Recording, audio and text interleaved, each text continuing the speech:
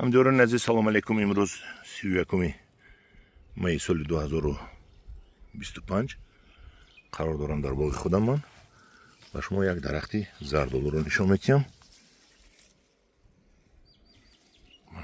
قد زردآلو 1 متر، بستنش رو ببینید. زردآلو نهایت بزرگی وای چی میگن صفتش بلند. اكو من نمیگم که زردآلوی اشت برین شیرین، نه، شیرینی ده زردآلوی اشت و کنی بادام اسفره بهترین، لیکن بزرگی ده اینا بهترین بزرگی ده. نبینید این در باغ من، نبینید چی میبندن.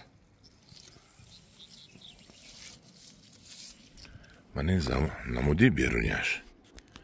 حاضر با یک زردآلو دیگر رو میبینیم. انا اینم از همون زردآلو هست. اینش درختش سال کلانتر است. ببینید زردآلوی صفتناک میبندن.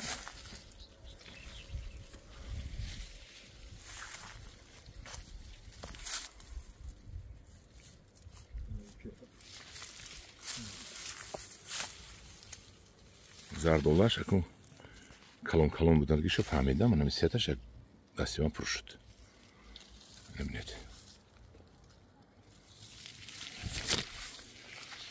همین میبندد. نبینید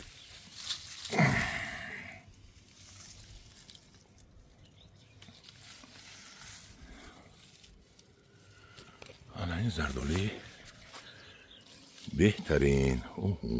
خدا بشکر. این نبینید این زردآلو باغ من است.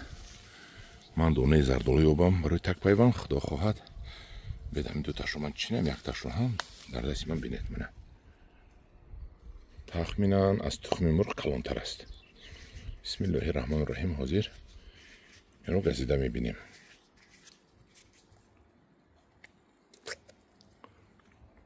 منه دونش آز و دونه جدا شد. آبش رو بینیم کنی.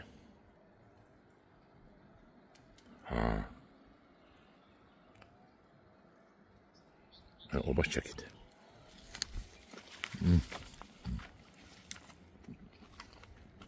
این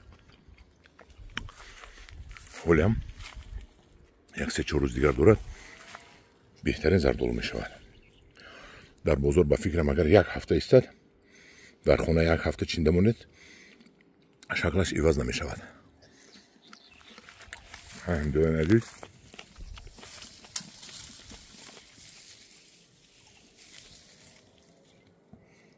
این است زردآلوی من، زردآلوی باغ من.